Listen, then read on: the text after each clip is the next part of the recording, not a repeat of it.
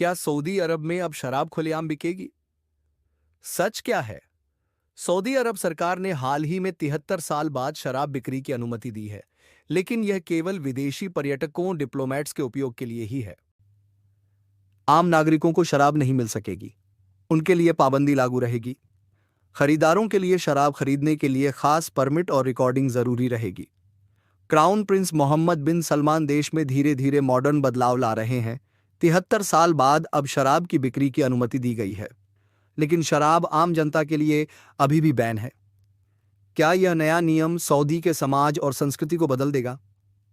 जानिए crown Prince Mohammad बिन सलमान के इस बड़े फैसले के पीछे की वजह। पूरा सच जानिए इस वीडियो में। सऊदी अरब के क्राउन प्रिंस मोहम्मद बिन सलमान ने शराब से पाबंदी हटा ली है। इस्लामिक देश सऊदी अरब ने शराब बेचने और पीने पर लगी पाबंदी को हटाने की घोषणा की है। एक्सपो 2030 और फीफा वर्ल्ड कप 2034 जैसे अंतर्राष्ट्रीय इवेंट्स की तैयारी कर रहे किंगडम ने शराब से बैन हटाने का फैसला किया है, जिसके तहत 2026 से देश में शराब की नियंत्रित खरीद और बिक्री की अनुमति होगी। पाबंदी हटने के बाद सऊदी अरब में शराब की बिक्री कुछ इलाकों तक सीमित होगी। पवित्र जगह मक्का, मदीना जैसे खास जगह पर यह पूरी तरह से बैन ही रहेगी। शराब सऊदी किंगडम के 600 जगहों पर बेची जाएगी, जिसमें मुख्य रूप से पर्यटकों के लिए बनाए गए लग्जरी होटल्स, रिजॉर्ट्स और पर्यटन स्थल शामिल होंगे। सऊदी अरब का नया बन रहा नियोम शहर, सिंदाला और रेड सी प्रोजेक्ट ऐसे कुछ स्थान हैं जहां शराब बेचने की इजाजत होगी। सऊदी अरब में केवल बियर, वाइन और साइडर जैसे अल्कोहलिक ड्रिंक्स को बेचने की इजाजत होगी। जिन ड्रिंक्स में अल्कोहल की मात्रा ज्यादा होती है, उनकी बिक्री पर फिलहाल पाबंदी रहेगी। इसके साथ ही घरों, दुकानों या सार्वजनिक जगहों पर शराब बिक्री की इजाजत नहीं होगी और व्यक्तिगत तौर पर शराब का उत्पादन भी बैन रहेगा। सऊदी अरब ने बेहद सोच समझकर और कड़े नियमों के साथ शराब से बैन हटाया है, जिसमें लाइसेंस प्राप्त जगहों और अच्छी तरह से प्रशिक्षित स्टाफ को ही शराब परोसने की इजाजत होगी। सऊदी अरब ने 73 सालों बाद क्यों हटाया शराब पर लगा प्रतिबंध?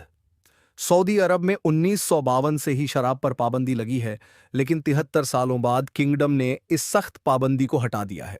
इस पाबंदी को हटाने के पीछे सऊदी अरब के वास्तविक शासक क्राउन प्रिंस मोहम्मद बिन सलमान की सोच है, जिसके तहत वो सऊदी की रूढ़िवादी इस्लामिक छवि को बदलकर देश में पर्यटन और निवेश को बढ़ावा देना चाहते हैं। क्राउन प्रिंस मोहम्मद बिन सलमान ने अपने महत्वाकांक्षी प्रोजेक्ट विजन 2030 के तहत देश की तेल आधारित अर्थव्यवस्था में विविधता लाने के लिए कई बड़े प्रोजेक्ट्स लॉन्च किए हैं। उन्होंने कई सामाजिक सुधार भी किए हैं, जिसमें सिनेमा और संगीत को बढ़ावा देना, मिक्स्ड जेंडर कल्चरल इवेंट्स को आयोजित करना शामिल है।